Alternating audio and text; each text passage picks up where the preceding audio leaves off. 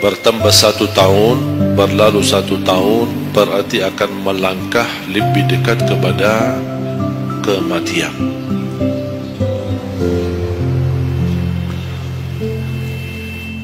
Sebenarnya bukan berapa usia kita, tapi apa isi usia kita. Isinya apa? Dan sebagaimana Rasulullah SAW menjelaskan di hadis yang sahih, di hari kiamat dan tidak akan tergeser kaki seorang sambil ditanya oleh Allah 4 pertanyaan. Berarti kita akan menghadapi 7 pertanyaan. 3 di kuburan, menghadap munkar nakir, man rabbuka, ma dinuka, man nabiyuka. Yang tersisa 4 nanti di hari kiamat, sebelum dimulai hisab, sebelum tergeser kaki kita ke surga maupun ke neraka, ditanya oleh Allah Subhanahu wa taala 4 pertanyaan. Yang pertama, lan tazula qadama 'abdin yaumal qiyamah hatta yus'ala an 4. Tidak akan tergeser kaki seorang di hari kiamat sampai ditanya oleh Allah SWT 4 pertanyaan. Yang pertama, an umurihi fima afnah. Umurnya apa yang kamu lakukan. Allah tidak akan tanya berapa usiamu, tapi apa yang kamu isi dalam usiamu. 60, 70, 100 tahun, kurang, lebih, Allah tidak berdulikan berapa usia kita. Bahkan banyak para sahabat ketika ditanya usiamu berapa, dia menjawab usia saya 10 tahun. Padahal sudah tua, sudah di atas 50, ada yang di atas 40. Tapi kenapa begitu ditanya soal umurnya dia menjawab 10 tahun? Ternyata mereka menghitungkan usia yang sebenarnya adalah usia yang terisi taat. Masa jahiliyah, sebelum datangnya Islam, mereka menganggap itu semua usianya sia-sia.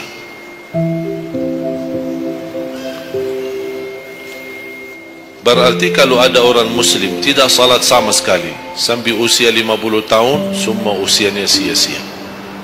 Karena tidak ada ibadah satupun yang diterima kalau tidak pernah salat. Biarpun dia haji setiap tahun, puasa setiap Ramadan, dia bersedekah berinfak setiap hari, tapi tidak pernah salat 5 waktu sama sekali, sia-sia amalannya. Karena pertama yang akan dihisab oleh Allah salatnya. Kalau salat itu beres, baru akan ditanya yang lain. Kalau salatnya tidak ada, Allah tidak perlu bertanya yang lain. Makanya saya selalu berkata, khususnya para pemuda-pemudi, seberapapun dosamu, jangan tinggalkan salat. Sebesar apapun dosamu, jangan tinggalkan salat. Karena salat itu ibadah yang langsung menyambungkan kita sama Allah, tali hubungan kita sama Allah. Kalau tali hubungan kita sama Allah terputus, tidak ada tali yang bisa sambung lagi. Dan selama anda menjaga salat, berarti masih ada harapan masuk dalam golongan yang akan diampuni Allah. Ada ampunan, ada harapan ampunan. Tapi kalau tidak salat, terus bagaimana Allah ampuni kalau tidak mau bertaubat? Banyak orang berkata, saya malu, atau dia merasa ada bisikan di hatinya, buat apa lo salat? Ngapain? Perilaku kamu aja tidak benar, sama orang tua aja tidak benar, dosamu tidak pernah henti-henti, percuma salat, tidak usah. Itu ingat bisikan syaitan. Karena syaitan ingin semuanya sekali-kali rusak. Kalau berbakti baik belum sempurna, masih banyak dosa maksiat, banyak kerusakan yang lain, tapi masih terjaga salatnya, ada harapan diampuni dosanya. Jangan sampai syaitan berhasil menggoda kita sekalian tidak salat. Oh, sudah hancur, sudah rusak yang lain, ditambah lagi parah, tinggalkan salat. Atau ada orang taubat, selama dia tidak salat, lancar, beres, aman, tidak ada apa-apa. Begitu dia taubat, dia merasa sedih, menyesal, dia mulai menjaga salatnya. Hilang motornya, kehilangan kerjaannya, diuji sama Allah SWT dalam rumah tangganya. Setan datang, coba kamu aja dulu biasa-biasanya tidak pernah ada ujian, begitu anda mulai salat ada ujian. Ngapain? Udah berhenti aja salat, nanti kembali beres. Berhenti salat. Pas begitu dia keluar masih kehilangan motor. Ya Allah, gimana? Saya selama ini tidak pernah salat, tidak pernah hilang motor. Begitu saya mulai salat malah hilang motor saya. Datangnya setan di situ. Coba kalau kamu tidak salat, tidak bakal hilang motornya. Akhirnya dia merasa nyesal, dia berhenti. Berarti niatnya bukan taubat, niatnya salat. Ya Allah, mohon aku salat tapi Allah jaga motor aku ya. Itu niatnya. Bukan salat karena Allah, tapi salatnya karena terjaga motornya. Itu beda niat. Berarti ketika kita berlaku ibadah, melakukan sesuatu ibadah, tapi ada ujian yang masuk, jangan anda salahkan ibadahnya, tapi salahkan niatmu. Ada apa dalam niatmu? Pasti ada salah niat.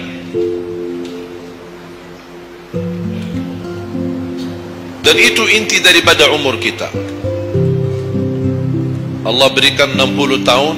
Kemarin saya hitungkan, kalau standar umur umatku kata Rasulullah kan 60 sampai 70. Itu kira-kira kurang lebih. Ada yang lebih tua, lebih panjang usianya, ada yang lebih muda. Tapi standar kata Rasulullah SAW, a'maru ummati baina 60 wa 70. Standar umur umatku antara 60 sampai 70. Ada yang melebihi dari itu, tapi sedikit sekali dibanding yang lebih muda. Saya kemarin hitungkan 60. Apa yang kita lakukan di dalam usia 60 tahun. Dari lahir sampai balik. Sampai tahun berapa? 15? Kita sepakat 15? 15 tahun. Berarti sebelum balik belum taklif. Sebelum balik belum taklif. Haji boleh tapi tidak wajib, karena syarat haji harus balik. Syaratnya harus balik, walaupun diperintahkan, dibiasakan untuk melaksanakan salat. Tapi anggaplah bedun taklif, belum ada taklif, belum ada kewajiban, berarti 15 tahun itu sia-sia. Dipotonglah dari 60, berapa sisa? 45. Tidur sehari berapa jam? Hah? 8?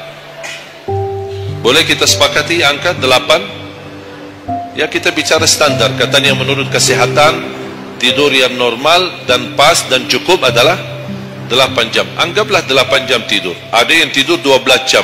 Ada yang tidur bangun, salat, tidur bangun, salat, tidur bangun. Kalau hari libur, dia tidur, tidak capek tidurnya. Begitu bangun, ya Allah, begal badan saya, tidur lagi.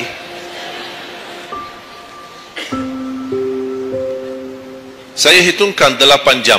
8 jam dalam sehari berapa kalau dibagi? Dalam sehari. Sehari berapa jam? 24 jam. 8 bagiannya berapa jadinya?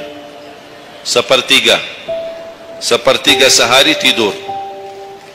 Sepertiga 60 tahun berapa? 20. 20 tahun ngapain? Tidur. 20 tahun cuman kerjaannya tidur. Mulai dari 8 jam. Coba, memang terlihat angkanya tidak terlalu besar, tapi kalau dihitung dalam usia 60 tahun, 20 tahun tidur.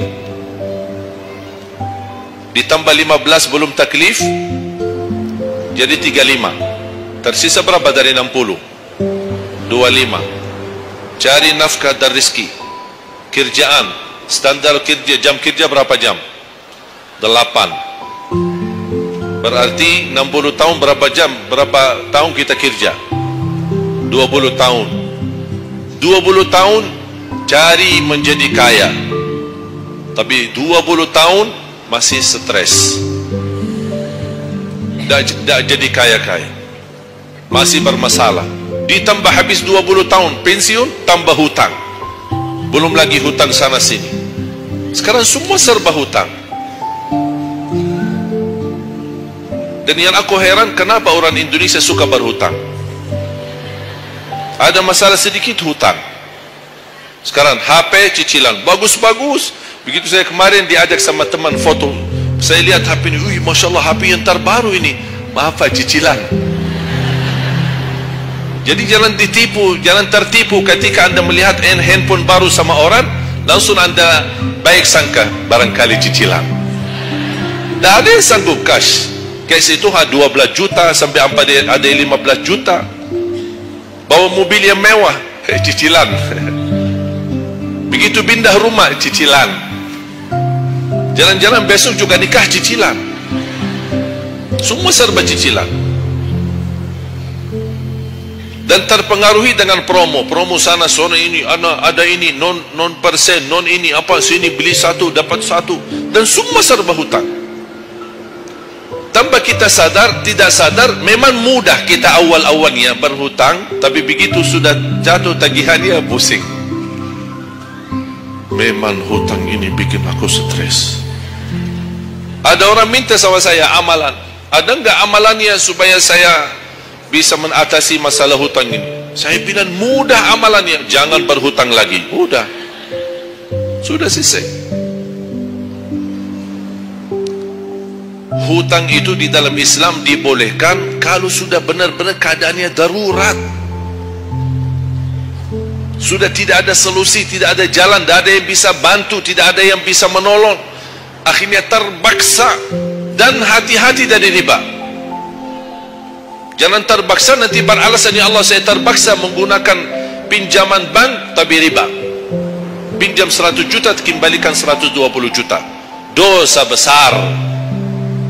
Masih lebih ringan dosa zina sama ibu daripada terima uang riba. Nauzubillah min zalik.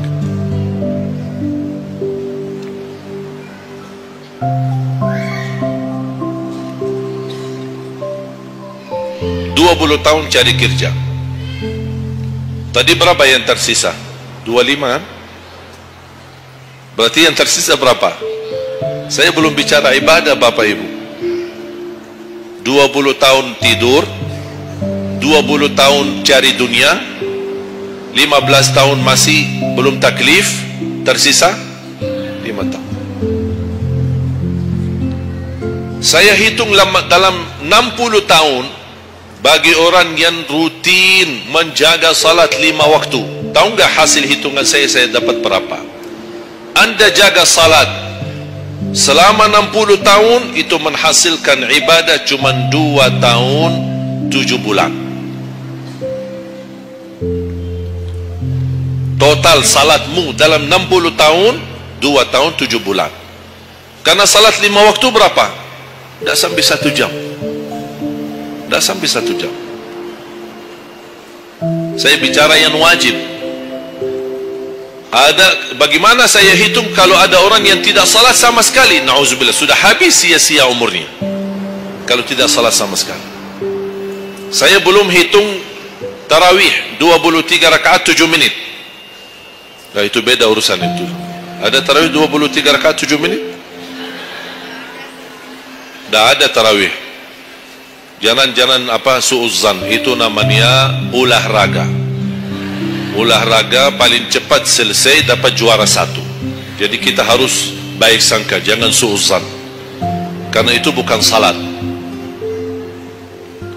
Yang aku heran itu setiap tahun itu tradisi ini terulang setiap Ramadan, menjadi sebuah kebiasaan yang seharusnya menjadi kebiasaan agama atau kebiasaan pribadi. Dan kenapa itu hal menjadi betul-betul sesuatu yang kebiasaan, menjadi tradisi? Kenapa? Aku heran ini. Ada yang bisa jawab?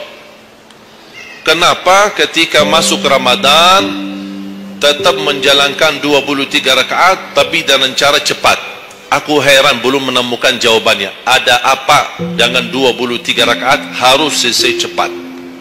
Dan ini khusus di bulan Ramadan. Aku sangat kagumi ketika mendengar seorang imam begitu maju imam tarawih rakaat pertama, Allahu Akbar, Masya Allah, kepanjangan takbirnya. Saya suruh alhamdulillah, pasti nikmat, enak. Bismillahirrahmanirrahim, alhamdulillah rabbil alamin, astagfirullahalazim. Saya kaget, barusan sudah enak, ngapain cepat-cepat?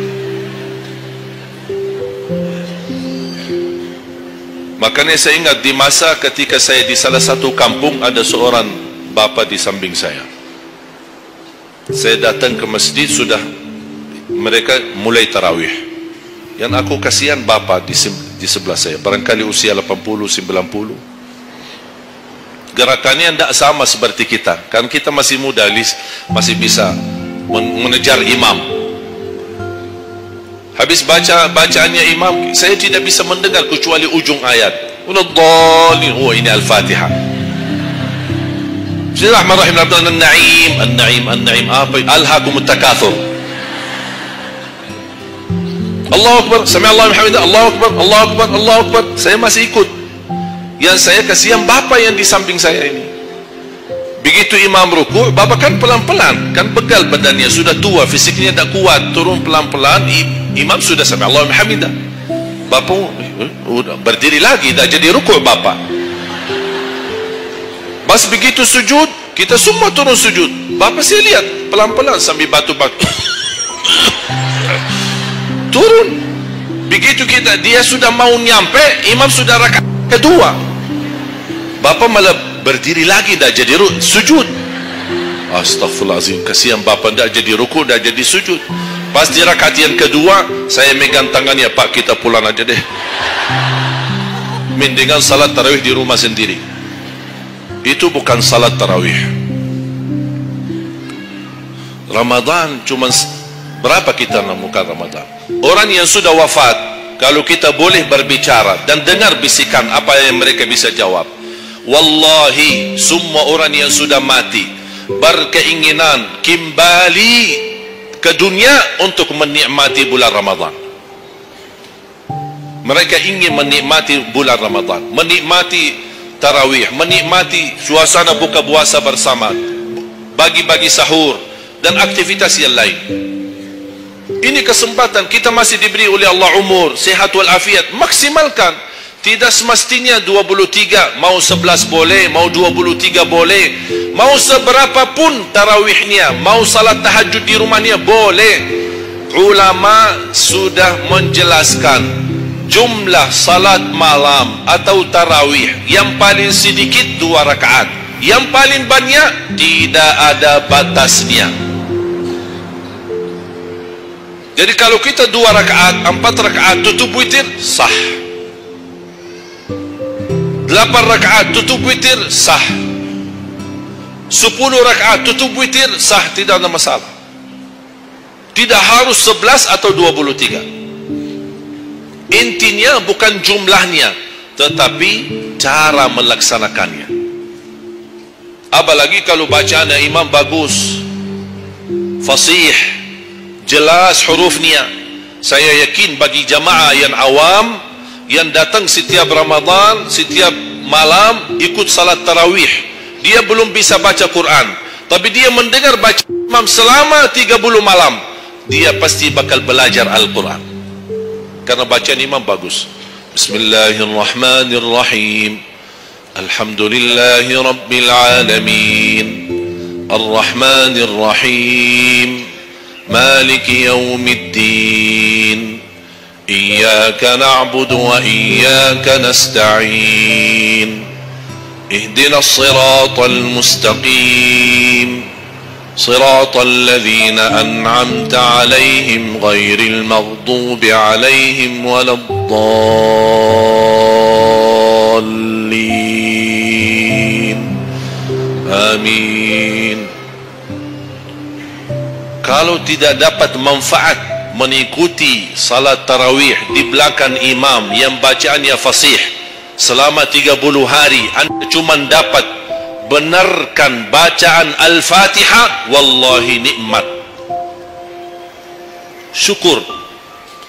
Selama 30 malam anda cuma dapat membenarkan bacaan Fatihahmu, sudah luar biasa.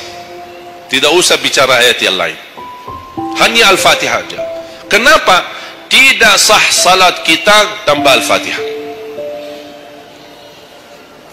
Kata Imam Nawawi, di dalam suratul Fatihah ada 14 tasdid. Ada 14 tasdid, hurufnya yang ditekan. Ada 14. Tertinggal satu, batal salatnya. Dan Imam Nawawi berikut mazhab Syafi'i. Makanya jamaah sekalian, wajib hukumnya belajar Al-Fatihah, bukan sunnah. Wajib hukumnya belajar surat Al-Fatihah. Perbaiki, benarkan bacaanmu, karena tergantung Fatihahnya itu salatnya sah atau tidak. Itu tergantung Al-Fatihah. Makanya saya harap mulai dari hari ini anda semua bersungguh-sungguh belajar suratul Fatihah. Jangan anda targetnya mau hafal 30 juz. 30 juz anda hafal tapi tidak benar suratul Fatihah, sia-sia, tidak ada manfaat. Karena anda baca suratul Fatihah, tidak baca ayat yang lain sama sekali, masih tetap sah salatnya. Karena suratul Fatihah tidak bisa diganti. Kalau anda lupa baca selain suratul Fatihah, ada istilah lupa salah satu kewajiban, bisa diganti dengan sujud sahwi. Misal rakaat pertama baca Al-Fatihah, itu rukun. Lanjut dengan baca ayat pendek, anda tidak sadar, habis waladdallin amin, Allahu Akbar, lupa baca ayat, itu diganti dengan sujud sahwi. Itu kalau di salat wajib. Tapi kalau di salat sunnah tidak ada wajib atau rukun selain suratul Fatihah. Jadi anda kalau salat sunnah cuma suratul Fatihah, kemudian takbir, rakaat yang kedua suratul Fatihah, dan kemudian langsung ruku', sah salatnya, tidak apa-apa. Tidak harus baca surah-surah yang lain. Itu di salat sunnah. Tapi kalau di salat wajib, hukumnya baca Al-Fatihah rukun, hukum baca surah yang lain wajib. Kalau terlupa, diganti dengan sujud sahwi. Sujud sahwi 2 kali sebelum salam. Habis tahiyat, sujud 2 kali, kemudian langsung habis itu salam.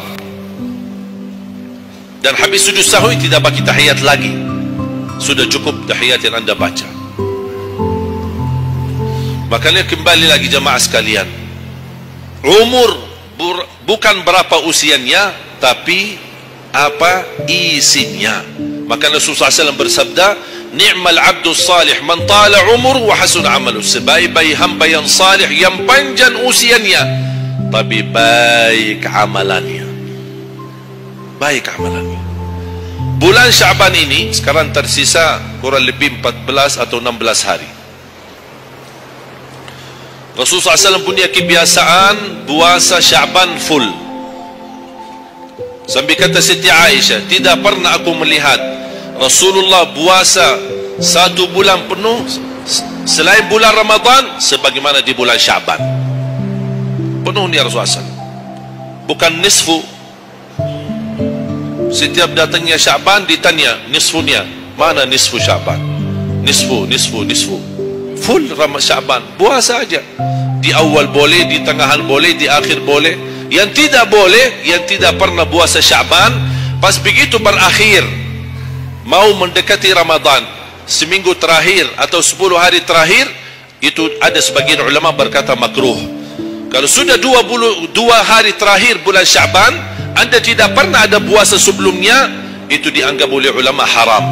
Apalagi kalau sudah jatuhnya di hari keraguan, hari ragu-ragu, kemungkinan ini bisa hari terakhir, kemungkinan bisa masuk Ramadan, isbat Ramadan.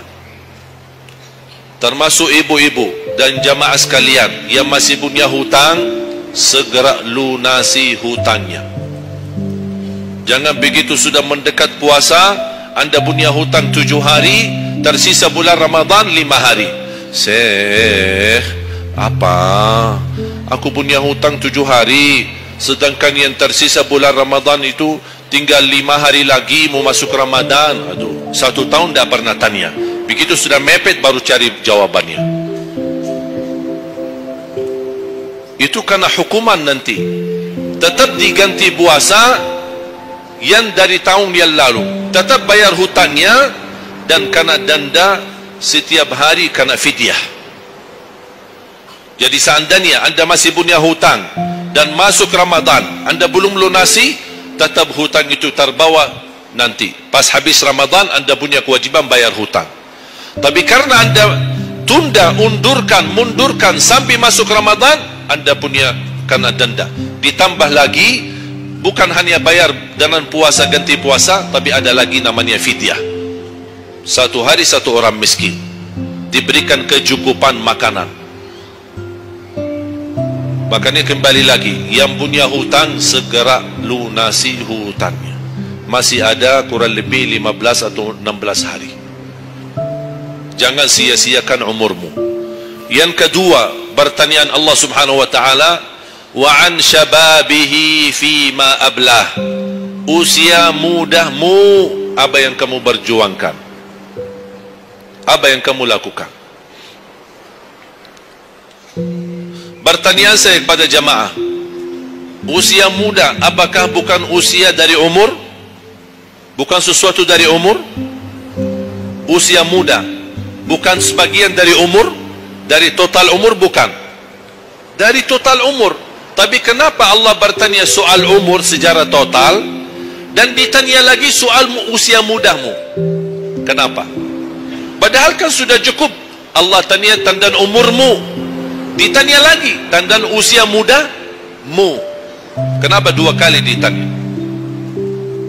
Allah tidak mencukupi dengan pertanyaan umur, total umur kita, tapi Allah menambahkan lagi, itu menjadi beban bagi seorang pemuda.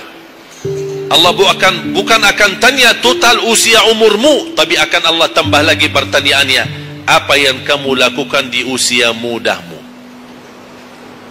Usia muda itu sangat, menurut saya sangat sensitif. Anak muda yang taat, istiqomah di sisi Allah lebih baik daripada yang tua yang taat. Sekali lagi, dan yang tua-tua jangan tersinggung ya. Yang muda yang taat, istiqamah di sisi Allah lebih mulia daripada yang tua yang taat. Sama-sama taat, tapi kenapa yang muda lebih mulia? Karena godaannya lebih besar. Kalau yang tua, apa yang mau digoda? Habis sudah. Tak ada fisik, tak ada tenaga, tak ada apa. Kalau yang muda banyak godaannya. Pandangan matanya, telinganya, hawa nafsunya, sahwatnya, fitnah sana sini. Mudah digoda, anak muda. Makanya Allah berikan kemuliaan. Bahkan salah satu hadis yang sahih, di hari kiamat semua di bawah matahari, cuma 7 golongan yang di bawah naungan Allah. Di antaranya wasyabun nasya'a fi ta'atillah, seorang pemuda yang menjaga diri dalam bertaat kepada Allah. Dia dapat keistimewaan di hari kiamat bersama pemimpin yang adil, bersama seorang laki-laki yang tergantung dengan masjid berapapun usianya. Ditambah lagi seorang pemuda yang bisa menjaga diri dalam bertaat kepada Allah Subhanahu wa taala. Dan kalau kita baca sejarah ulama, semua para berjuang untuk agama semuanya muda, tak ada yang tua. Bilal ibn Rabah seorang pemuda, Abdullah ibn Mas'ud penghafal Al-Quran seorang pemuda, Abdullah ibn Umar seorang pemuda, dan banyak yang lain. Muhammadul Fatih yang membebaskan Konstantinia dan memperjuangkan Islam menjadi panglima, masih di bawah usia 21 tahun. Dan banyak sejarah-sejarah. Imam Syafi'i masih sangat muda, bahkan meninggal dunia masih dalam keadaan masih sangat muda, belum sampai usia 50-an tahun. Dan banyak yang lain. Makanya pengaruh dah bahkan taruhan besar bagi umat Islam itu tergantung pemuda.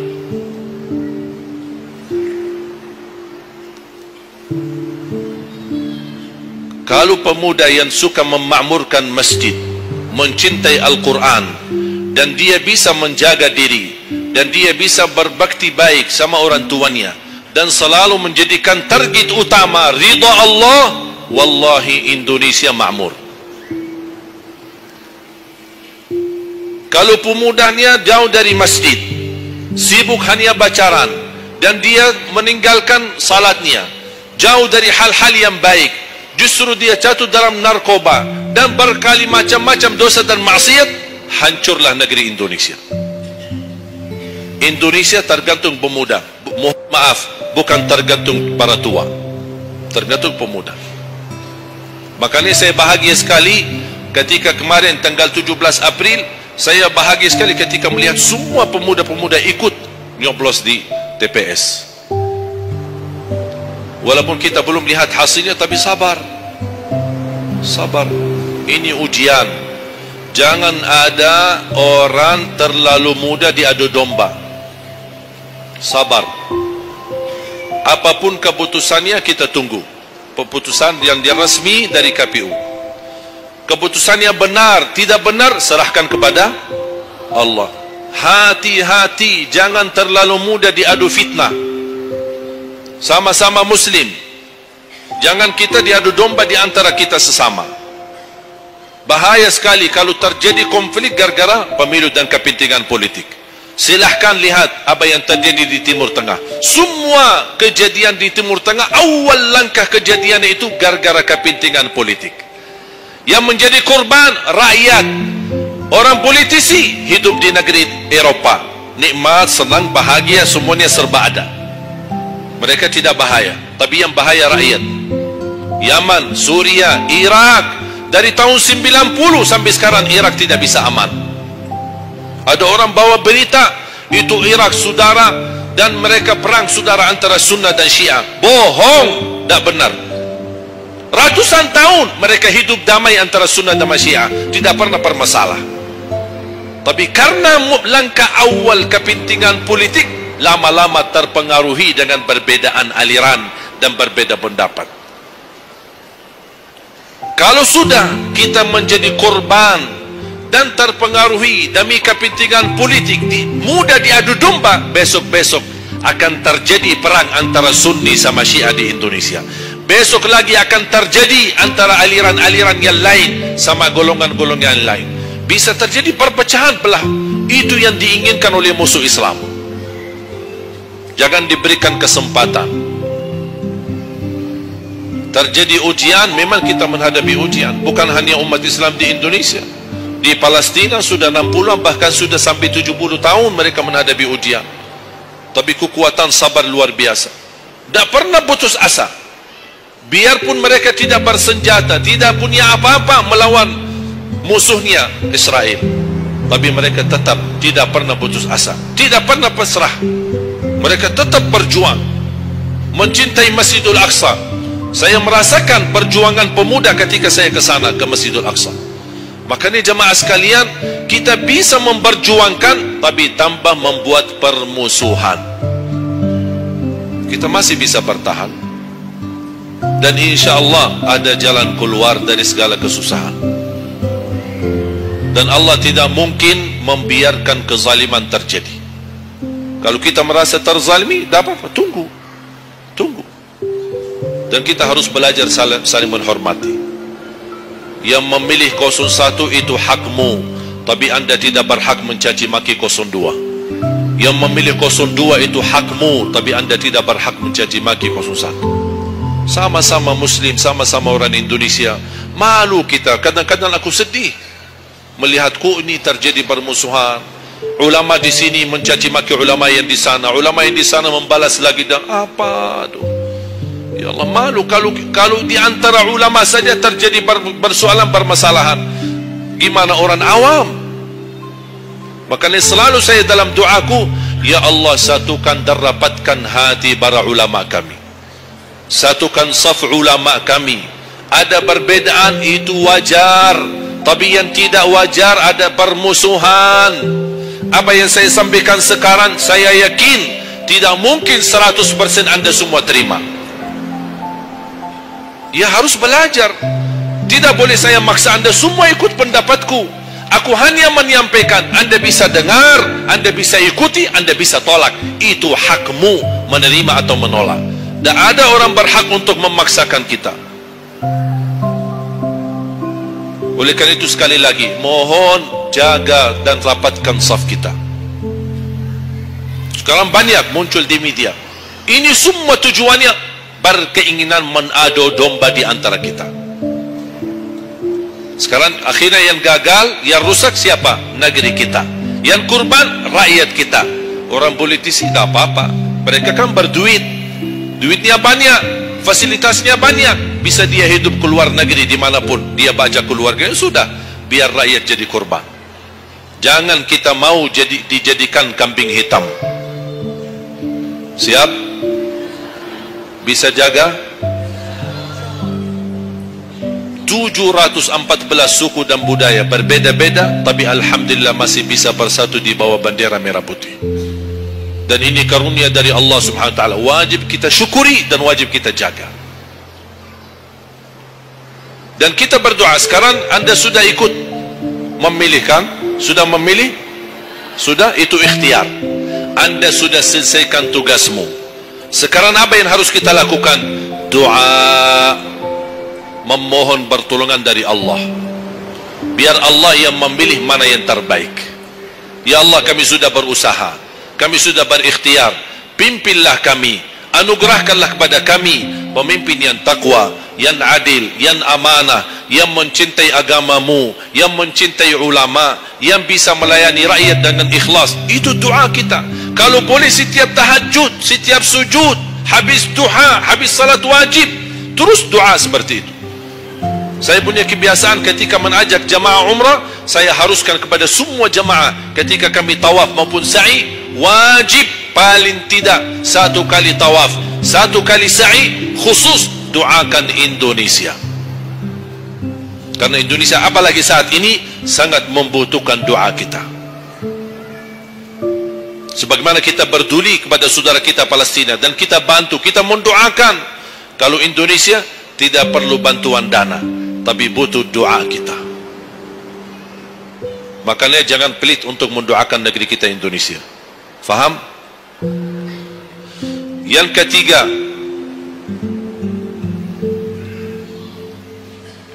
wa an ilmihi wa an malihi min aina iktasabah wa fima anfaqah.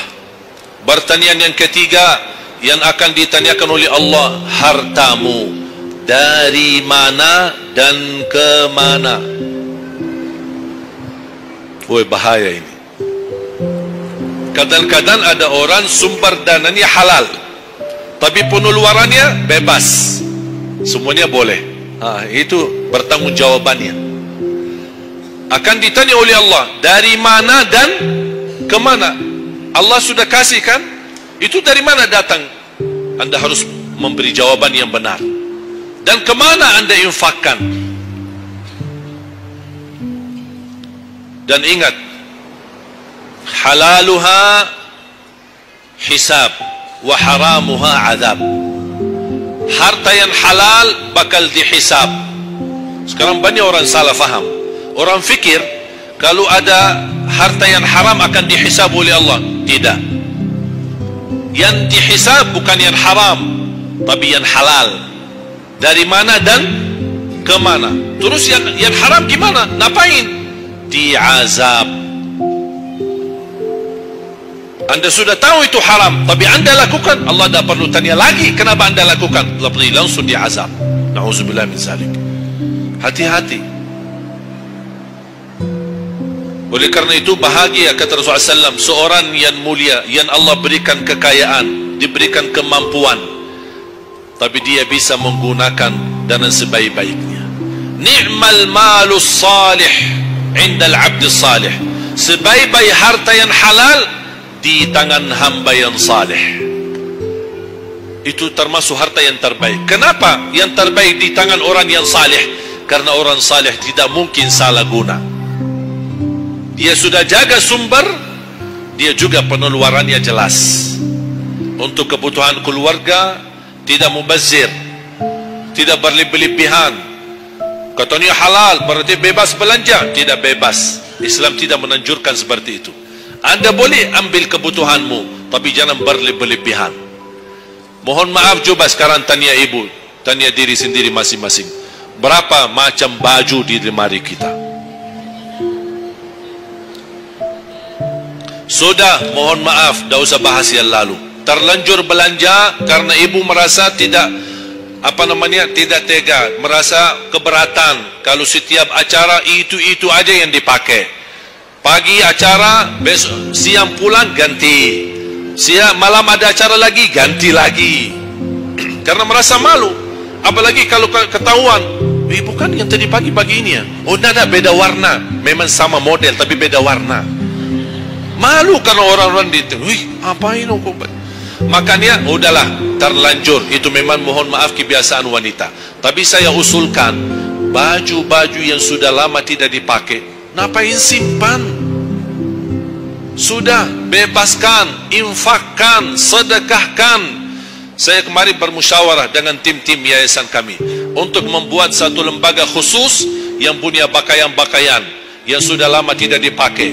Apapun boleh, alat meja, sofa, apa saja yang di rumah, karpet, yang bukannya sesuatu yang tak pernah dipakai, barang makanan, piring, sendok, apa saja, insyaAllah kami bisa ditarik dan dikawal dan dikelola lagi, dikelola ulang, termasuk baju-baju. Kalau ada yang robek, ada yang ini, kita bisa jahit, kita bisa perbaiki dan kita sedekahkan. Bisa di dalam negeri dan bisa di luar negeri. Alhamdulillah program ini berjalan di kota Madinah. Alhamdulillah tidak ada lagi mubazir yang buang baju sia-sia. Semuanya bisa dimanfaatkan. Mudah-mudahan terwujud program ini agar ibu-ibu tidak terbeban. Ada kelebihan mau pindah rumah.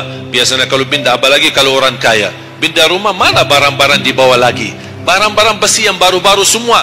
Terus yang tersisa kemana? Dibuang atau tidak tahu kemananya. Udah, kita yang ambil, kita yang kelola. Yang perlu diperbaiki kita perbaiki, dan kita hantarkan kepada warga-warga yang miskin yang mereka tidak punya apa-apa. Setuju?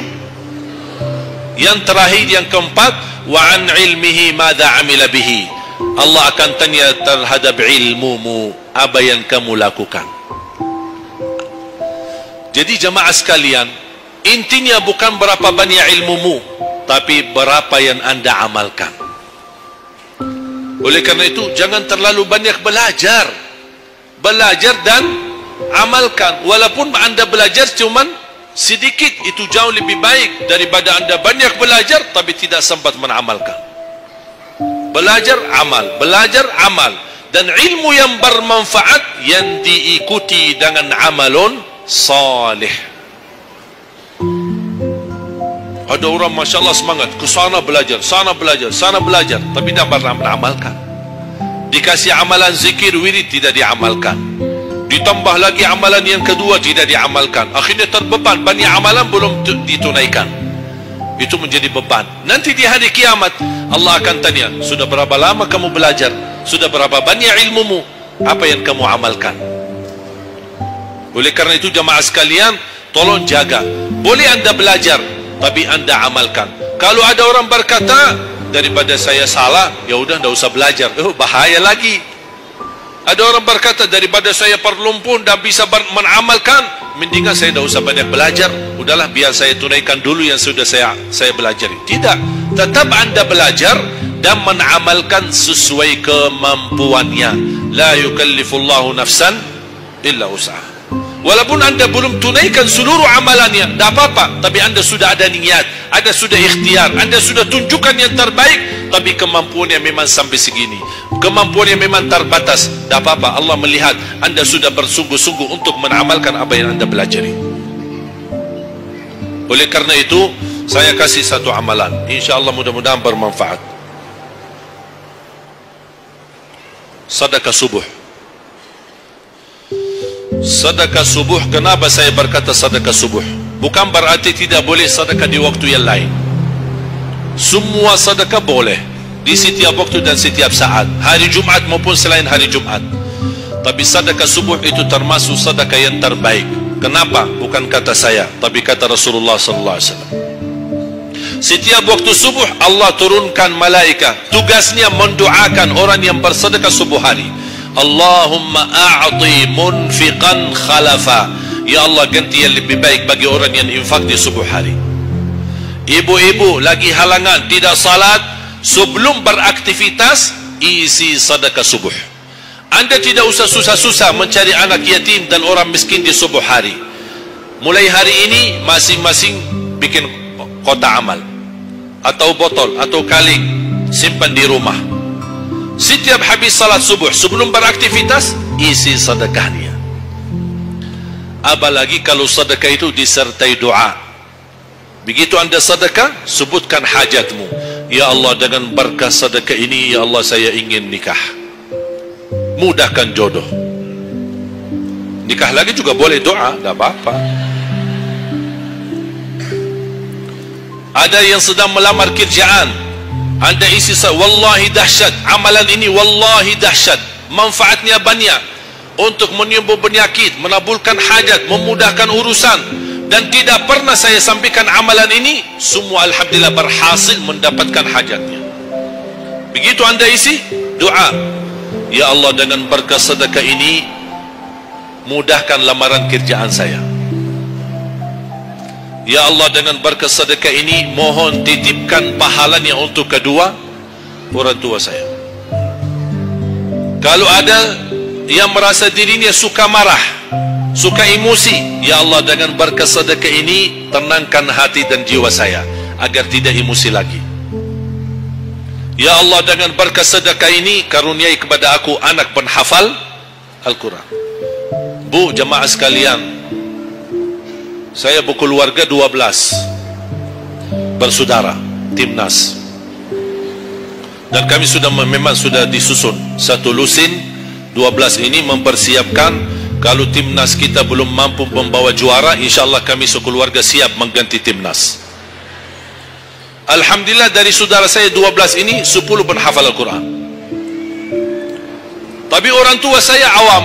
Percaya enggak? Orang tua saya bukan ulama, bukan kiai, bukan ustaz. Ayah saya belajar kelas 3 SD. Ibu saya tidak pernah masuk sekolah sama sekali. Sampai usia 40 tahun masih buta huruf, tidak bisa baca Quran. Tapi Allah berikan karunia keturunan penghafal Al-Quran. Berkat apa? Salat mereka dan sedekah mereka, termasuk doa.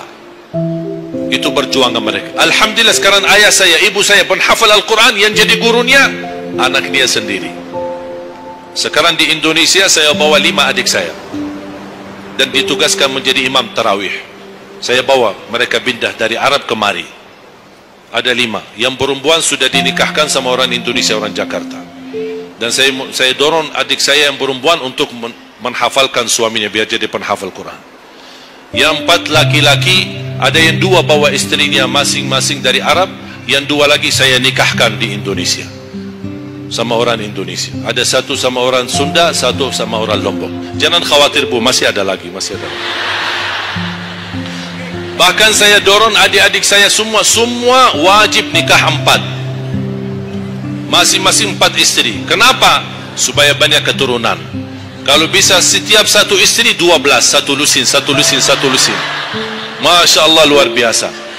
Mengapa? Karena kita punya perjuangan yang masih panjang. Cita-cita saya mencetak 1 juta penghafal Al-Quran di Indonesia. Ketika saya datangkan adik saya tugaskan sama mereka dan tegas, kalau kalian datang hanya mau berhiburan, pulang. Kalian di sini untuk bersama-sama memperjuangkan untuk mencetak 1 juta penghafal Al-Quran. Dan alhamdulillah program ini sudah jalan. Dan kita terus memperjuangkan. Dan saya harap semua jamaah insyaAllah berkenan terlibat dalam program ini. Cita-cita saya, semua masjid se-Indonesia insyaAllah diimami imam penghafal Al-Quran 30 juz. Bahkan lebih hebat lagi cita-cita saya, insyaAllah saya yakin akan terjadi. InsyaAllah di demikian hari, di waktu yang Allah insyaAllah tentukan, insyaAllah presiden kita penghafal Al-Quran. Coba, ya Allah, rasanya enak. Langsung diumumkan di Masjid Istiqlal, khatib dan imam salat Idul Fitri, penghafal Al-Quran 30 juz, Presiden Republik Indonesia. Oh, mantap. Imam salat Idul Adha, Presiden kita. Salat Jumat, khatib dan imam, Presiden kita. Tidak perlu ganti imam. Tidak perlu ganti imam, subhanallah, luar biasa. Coba, saya kagumi ketika membaca dan melihat YouTube-nya Presiden Erdogan, Turki. Walaupun beliau bukan penghafal Al-Quran, tapi murattal bacaannya beliau, Masya Allah. Mana ada sekarang presiden di dunia Islam sebagaimana bacaannya yang benar. Ini sudah saatnya, tapi bukan sekarang ya, nanti maksud saya, sabar dulu. Nanti jadi kacau nanti semua. Nah, sabar dulu. InsyaAllah ada waktunya, InsyaAllah. Mulai dari sekarang kita ayo bersama-sama mempersiapkan untuk kalau anda gagal menjadi penghafal Al-Quran, jangan gagal anakmu, cucumu, generasi yang ini semua. Kita melihat, saya bangga. Kenapa saya semangat untuk mencetak 1 juta penghafal Al-Quran? Itu berkatnya acara Hafiz Indonesia. Nonton kalau acara Hafiz Indonesia? Nangis ya? Habis tisu kan? Tahu enggak salah satu karunia Allah untuk Indonesia? Ada teman saya berusaha punya TV di Arab. Beliau ingin membuka dan membuat acara Hafiz Indonesia versi Arab, tapi gagal. Kenapa? Karena tidak menemukan jumlah yang banyak penghafal Al-Quran di bawah usia 10 tahun. Hanya Indonesia saja. Malaysia kalah, Indonesia saja di bawah 10 tahun. Dan sayang sekali, memang anda yang nonton acara Hafiz Indonesia, anda nonton acara yang sudah jadi, tapi anda belum tahu apa yang kami berjuangkan di belakang layar. Sebelum acara Hafiz Indonesia 4 bulan bekerja keras, sambil tim turun ke lapangan, ke desa-desa, kampung-kampung, ke pulau-pulau untuk menumpulkan dan mendatangkan, menghadirkan para penghafal Al-Quran. Ketika dibawa di Jakarta 2 bulan berturut-turut kami didik mereka. Yang awalnya pemalu, awalnya ada yang mohon maaf kencing di celananya sendiri, sakit tidak berani, takut. Alhamdulillah sekarang menjadi mereka pemberani. Bahkan mereka berlumba-lumba azan subuh. Mereka berlumba-lumba membangunkan sesama saudaranya. Sama-sama tertib makan. Kita menghadirkan dokter kesehatan, kita menghadirkan dokter psikologi jiwa untuk menjaga perasaan mereka selama 2 bulan. Didampingi kadang-kadang ibu mereka, didampingi kadang-kadang ayah-ayah mereka. Dan semua rata-rata sepakat orang tua mereka, tidak pernah kami merasakan bangga memiliki anak sebagaimana kami melihat perjuangan di Hafiz Indonesia. Dan alhamdulillah begitu selesai acara Hafiz Indonesia, kami tidak tinggalkan mereka. Kami terus kawal, kami terus pimpin. Dan alhamdulillah mereka di kampung masing-masing sudah membangun rumah tahfiz. Ada yang membangun pesantren untuk mencetak dan melahirkan jumlah yang banyak penghafal Al-Quran. Dan ini perjuangan luar biasa, tidak mudah. Berapa biaya yang dikeluarkan, dan mohon maaf belum ada sponsor yang bisa mensponsori kita dan membayar full untuk kita. Kita terus bekerja keras, dan alhamdulillah masih Allah hantarkan kepada kita orang yang dermawan, orang yang baik, yang berduli dengan dan mencintai Al-Quran. Allah anugerahkan. Wallahi menurut saya saat ini, zaman ini, sedekah yang terbaik dan yang termulia, semua apapun yang terkait dengan Al-Quran, itulah yang termulia.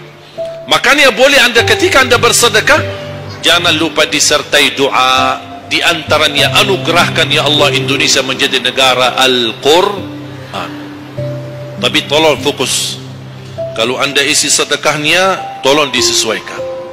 Jangan isi sedekahnya koin, teng, tapi doanya sampai terbit matahari. Dah ada malunya.